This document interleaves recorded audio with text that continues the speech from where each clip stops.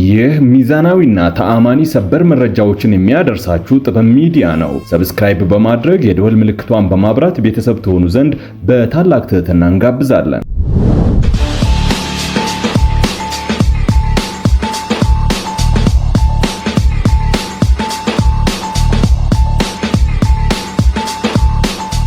እጅግ መሪር መርዶ በሀገሪቱ ተፈጠረ። በሐዘን ላይ ተጨማሪ ሐዘን መፈጠሩ ልብ ሰባሪ ክስተት ሆኗል። ዝርዝር መረጃ አዘጋጅተናል። በትግራይ ክልል በኃይል ስልጣን መቆጣጠሩ የሚነገርለት የህወሓት ቡድንን የሚመሩት ደብረጽዮን ገብረ ሚካኤል ከመቀለ ከተማ ነዋሪዎች ጋር ባደረጉት ስብሰባ የፌዴራሉን መንግስት በትግራይ ላይ ጥሎታል ያሉትን ዘርፈ ብዙ ከበባና ክልከላዎችን ለመስበር የሚያስችሉ በስትራቴጂ ደረጃ የሚሰሩ የታመኑ የውጭ አጋሮች አሉን ሲሉ በይፋ ተናገሩ። ተጨማሪ መረጃው ከመቀለ ደርሶናል። በኦሮሚያ ክልል ወለጋ በግጭት ምክንያት የተፈናቀሉ ነዋሪዎች መሬታችንን መንግስት ነጥቆናል አሉ። የአሜሪካ ጦር የኢራን በሆርሙዝ ወሽመጥ የሚተላለፉ መርከቦችን የማጥቃት አቅምን ይበልጥ ለማዳከም ያለመ ያለውን ጥቃት ለ10ኛ ተከታታይ ቀን ፈጽሟል። ከባህር ማዶ የመረጥነው ርዕሰ ጉዳይ ነው። ውድ ቤተሰቦቻችን በዕለቱ የመረጃ ሰዓታችን እነዚህንና ሌሎችንም ሀገር አቀፍ ቀጠናዊ ዓለም አቀፍ መረጃዎችን በዝርዝር እናቀርባለን።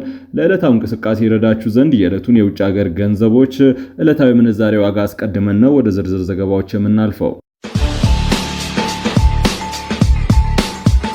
ዛሬ በኢትዮጵያ ንግድ ባንክ አንድ የአሜሪካን ዶላር 158 ብር ከ8 ሳንቲም ተገዝቶ 162 ብር እየተሸጠ ነው።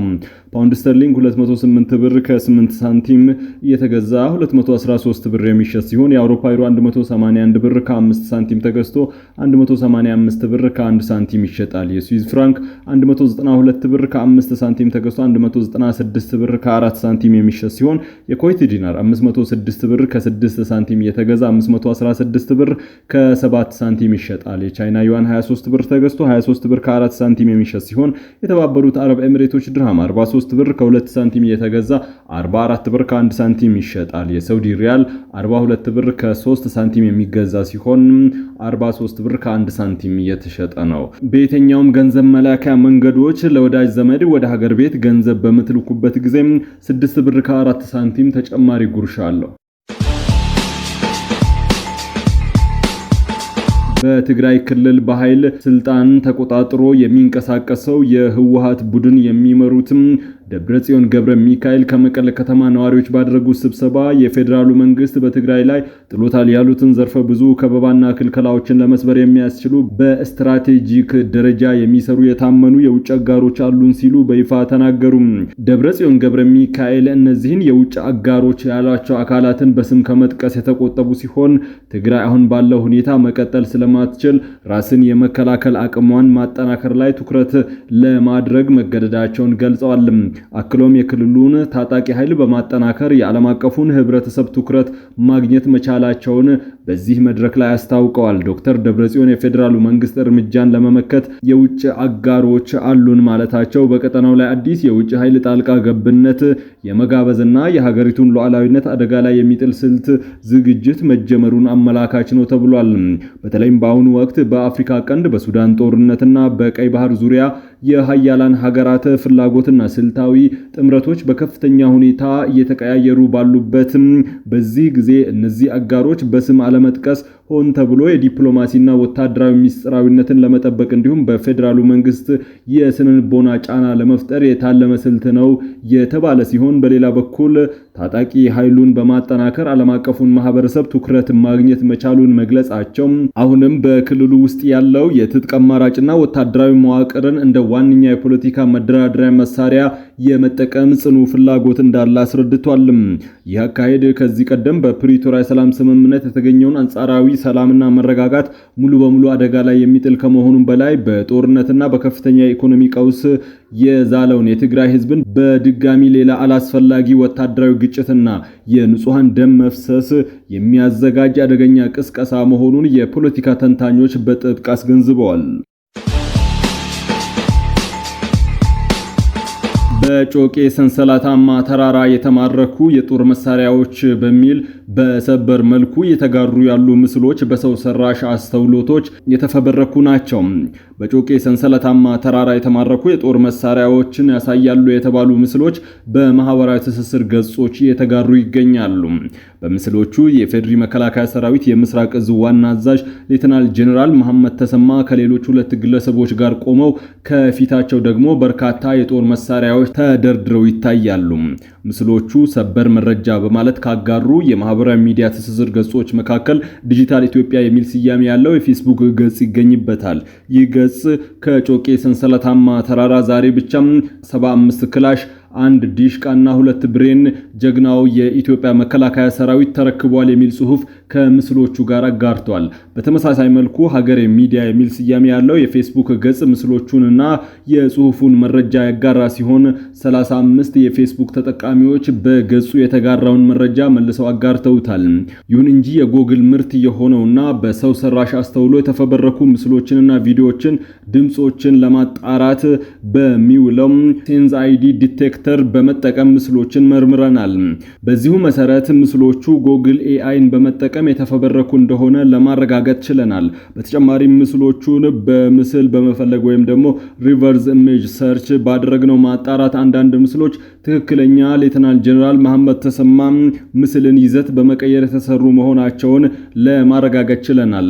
ትክክለኛው የጄኔራሉ ምስል በኢፌድሪ መከላከያ ሰራዊት ትክክለኛ የተረጋገጠ የፌስቡክ ገጽ ከሁለት ቀናት በፊት የተጋራ ሲሆን በአማራ ክልል የተደረገውን ኦፕሬሽን በማስመልከትም የተጋራ ነበር። የኢፌድሪ መከላከያ ሰራዊት ከምስሉ ጋር ባጋራው ጽሑፍ ምስራቅ እዝ በተሰማራባቸው የግዳጅ ቀጠናዎች ባደረገው ጸረ ሽምቅ ስምሪትም ፈረስ ቤት፣ ዋሽራ፣ ጫቱ ዋርካም፣ ሐሙስ ገበያ፣ ሰክላና ሌሎችም ቀጠናዎችን ከጽንፈኛ ኃይል አጽድቷል ብሏል። የወለጋ ተፈናቃዮች መሬታቸውን ማግኘት እንዳልቻሉና ላልተጠቀሙበት መሬት ግብር እየከፈሉ እንደሆነ ገለጹ።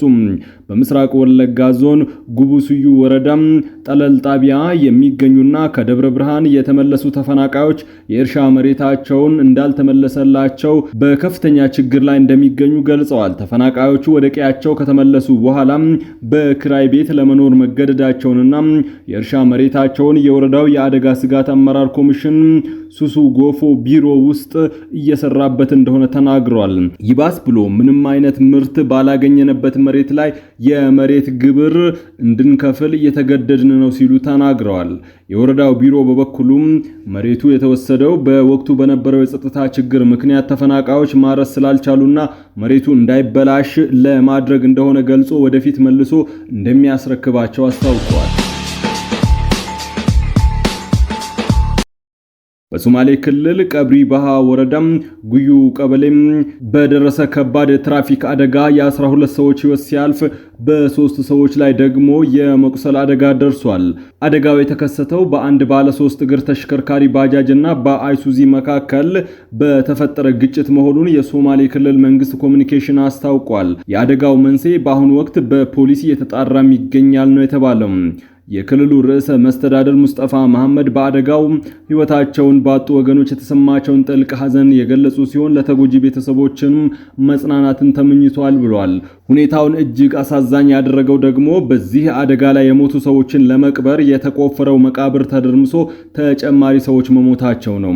መቃብሩ በመደርመሱ ተጨማሪ 3 ሰዎች ሕይወታቸው ወዲያውኑ ሲያልፍ ከ10 በላይ ሰዎች መቁሰላቸውን የክልሉ ኮሚኒኬሽን ገልጿል።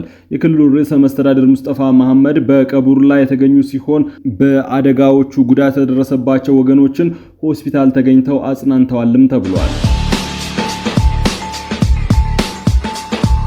የአሜሪካ ጦር የኢራንን በሆርሙዝ ወሽመጥ የሚተላለፉ መርከቦችን የማጥቃት አቅም ይበልጥ ለማዳከም ያለመ ነው ያለውን ጥቃት ለ10ኛ ተከታታይ ቀን ፈጽመዋል።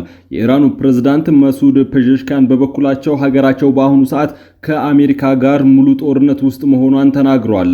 እውነታው ዛሬ የእስላማዊ አብዮታዊ ሪፐብሊክ ሙሉ የሆነ ጦርነት ውስጥ መሆኑ ነው ያሉት ፕሬዝዳንቱም እውነታውን መገንዘብና የዚህን ተጋድሎ ተፈጥሯዊ መዘዞችን መቀበል ይኖርብናል ሲሉ ባወጡት መግለጫ አሳስበዋል። የሰኞ ሌሊቱ የዋሽንግተን ጥቃት የተፈጸመው ፕሬዝዳንት ዶናልድ ትራምፕ በፈጸመችው ጥቃት የአሜሪካ ወታደሮችን የገደለችው ኢራንን እንደሚቀጡ ከዛቱ በኋላ ነው። ባለፉት ቀናት በደረሱ ጥቃቶች ዮርዳኖስ ውስጥ 2፣ ኢራቅ ላይ ደግሞ 1 የአሜሪካ ወታደሮች ተገድለዋል።